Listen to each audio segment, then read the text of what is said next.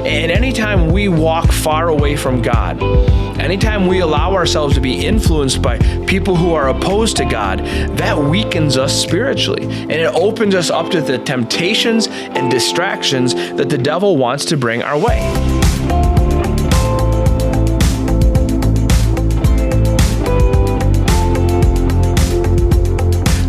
Welcome to our study on the life of Samson. Samson was a guy who had dynamite potential, but a real distraction problem. And as we unpack his life over the next 4 weeks, we're going to discover what was at the heart of some of these distractions that really got his life off the rails. Now, the good news is at the end of the story, there's redemption, and Samson is able to do what God created him to do. But it's a costly journey that gets him there. And so what we want to learn from Samson is how to avoid some of these distractions that derailed him so that we can live the life that God created us to live. You know, early in Samson's life, he was walking to this town called Timnah with his parents, and his parents had kind of gone off ahead of him a little bit, and he was hanging back. And as he was walking along, out of nowhere came a lion. That seems kind of strange, but it was a different time, a different place, a different day. And here comes this lion to attack Samson. Now, we know that Samson was this big, strong guy. He had actually supernatural strength. And as the lion came to attack him, Samson simply grabbed him and tore him apart. He grabbed each of his hind legs probably and ripped them apart and killed the lion. Now, that's not something I could do. That's not something you could do, but Samson could do it because the Bible tells us that the Spirit of the Lord rushed upon him. Now, in some ways, this moment right here at the very beginning of Samson's story is the highlight of Samson's story, because this is where Samson has not been distracted yet. He's living the way he's supposed to live for the most part. He's made a couple of mistakes, and he experiences the power of God, and he's delivered by the power of God. Now, I want you to think just for a second about what it might look like for you to be attacked by a lion. And not like a real lion, but maybe a lion of circumstances, or a lion of a relationship gone wrong, or a lion of financial trouble, or a lion of a health crisis. You see, all of us have to deal with lions every day also. They might not look like the lion Samson dealt with, but they're just as scary. And they're just as frightening. Samson didn't choose to have this lion attack him, just like you didn't choose to be attacked by finances or health problems or relational problems. But even though this wasn't a pleasant or a desirable experience, it was a good experience for Samson because he experienced the deliverance of God. I think it's neat that the Bible tells us that the Spirit of God rushed upon Samson. You can almost think of it this way. As the lion rushed at Samson, the Spirit rushed into Samson. And you see, that's the same thing that God does for us. Whatever is coming our way, he makes sure he gives us what we need to meet that. Now, we may not expect it and we may not understand it, but he's promised us that nothing will ever come our way that we cannot handle if we're willing to rely on him. I think this story is a picture of what Samson could have been. If he would have been willing to rely on God, if he had been willing to obey the commands that God had given him, if he had lived for the purpose that God created him to live for, Samson's story might have been incredibly different. And so this really short story of the lion is a picture of what Samson could have been, but it's also a picture of what the devil is. I'm reminded of 1 Peter 5:8 that says, "Be sober-minded, be watchful. Your adversary, the devil, prowls around like a roaring lion, seeking someone to devour." Just like the lion tried to devour Samson, Satan wants to devour you. And his strategy is very similar. First, he distracts, and then he deceives, and then he destroys. And as we go through the life of Samson, you're going to see he follows this exact pattern. He'll distract Samson, he'll deceive Samson, and then ultimately he will destroy Samson. I remember several years ago, I was a youth pastor, and we were at a hockey game with our middle schoolers. We had about 30 or 40 middle schoolers there. We had a great time.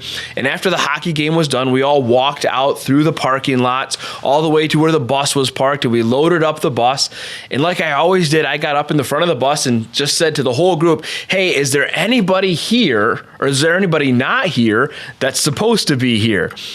And it was quiet for a minute, and then someone in the back said, Nick's not here. And I thought, oh, that's probably just a joke. I said, no, seriously, guys, is there anybody who's not here? And again, the voice said, Nick's not here. So I walked to the back of the bus and checked every seat. And sure enough, Nick, one of our students, was not there.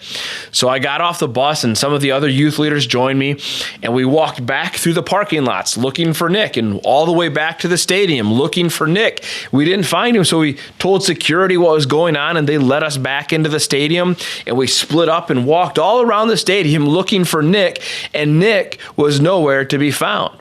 When I got back out of the stadium, some of our leaders were outside already, and they were beginning to get nervous and scared, thinking we've lost one of our kids. And a few of them were huddled up praying on the sidewalk, help us find Nick. And right at that moment, a little minivan pulled up, and the window rolled down, and some guy I had never seen before looked out his window and said, hey, are you looking for Nick? And I said, I am looking for Nick. Out of the door steps Nick. He had jumped in this van with a family he didn't know, and they had helped him find me. What had happened was, as we left the stadium, Nick wasn't really paying attention to what was going on, and he got distracted by another group. He saw another group full of middle schoolers and high schoolers and started following them instead of us. And as a result, he didn't realize until he got to their bus, he was in the wrong place. He was in the wrong parking lot. And so here stood little middle school Nick, kind of looking around, completely lost. Now, fortunately for him, the family that found him wasn't a deceitful family, and they didn't want to destroy him. But you can imagine how that story could have ended very differently. If because Nick got distracted, then he would have been deceived, it could have ultimately destroyed him. You know, young children are distracted easily, but as we grow and mature, I think we get a little bit better about handling distractions, and we don't get distracted quite as easily. Wouldn't it be great if the same was true of us spiritually? Unfortunately for Samson, it wasn't. A little time later, Samson was walking in the same area, the same road, and he walked past this place where he had killed the lion, and he noticed that there was this dead lion, the one that he had killed. And inside the lion, there were some bees that had made their home there, and they had begun to produce honey. Now, I like honey. I think everybody likes honey. It's one of the sweetest things that we can eat. Samson liked honey. Honey tastes good, and he thought to himself, maybe I should have some of that honey. But the problem was that Samson was a Nazarite. Samson had taken a vow when he was just born, because God said, I'm going to have this miraculous child be born, and he needs to be a Nazarite to me. And part of Samson's Nazarite vow was that he was never to touch or even be close to anything that was dead. That included dead lions' carcasses. And so Samson should have looked at that carcass and said, that honey looks good to me, but I'm not supposed to be near anything dead, and so I'm going to have to take a pass on that honey. Unfortunately, that's not what Samson did. Samson went over and scooped out a handful of the honey, and even though he got to eat something very sweet, he violated God's plan for his life. And this is where Samson's life begins to take a downward trajectory.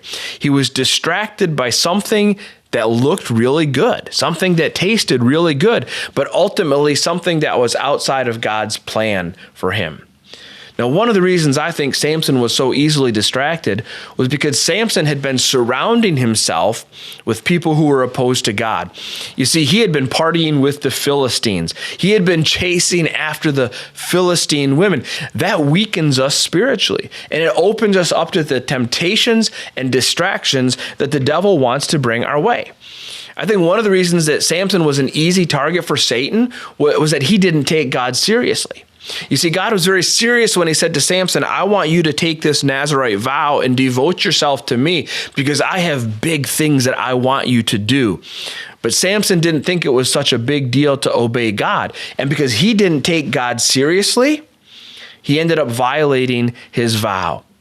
You know, oftentimes some of our biggest mistakes in life are downstream from the little things that we didn't take seriously. When I was growing up, one of my cousins lived on the St. Mary's River up in northern Michigan. And this is a river that moves incredibly fast. And sometimes we would go swimming out in the river. And we like to swim to a buoy that was out maybe 50 yards out in the river. And I remember the first time we swam to the buoy, my cousin said, "Now, David, look, if we swim straight at that buoy, we'll never make it because the current will carry us way downstream. So we have to swim at an angle that direction if we're going to make it to the buoy." Now, I understood that the river moved very fast, but I thought, hey, I'm a pretty strong swimmer, and so I don't really need to angle that much. I didn't take his instructions seriously. And as we swam, he went his way and I went my way. I kind of went straight at the buoy thinking my strength would be enough. And I very quickly realized that I wasn't going to make it to the buoy. The current was carrying me much further than I thought it would, and so I had to kind of let it go and bring me back to shore in the neighbor's yard and walk back up the shore of the river and try again. I ended up downstream where I didn't want to be because I didn't take his instructions seriously. In the same way, Samson made decisions downstream that really hurt him, that really cost him because he didn't take God seriously.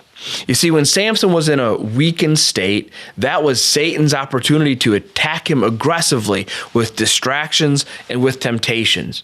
And the temptations that he used, the distractions that he used, are similar to the ones that we see. He showed Samson something that Samson wanted. He showed Samson something that Samson thought he needed. And he showed Samson something that Samson thought he deserved. And as a result, Samson chased the distraction. So today in your group, you're going to unpack this idea. You're going to take some time to explore this concept of distractions and how distractions pull us away from God.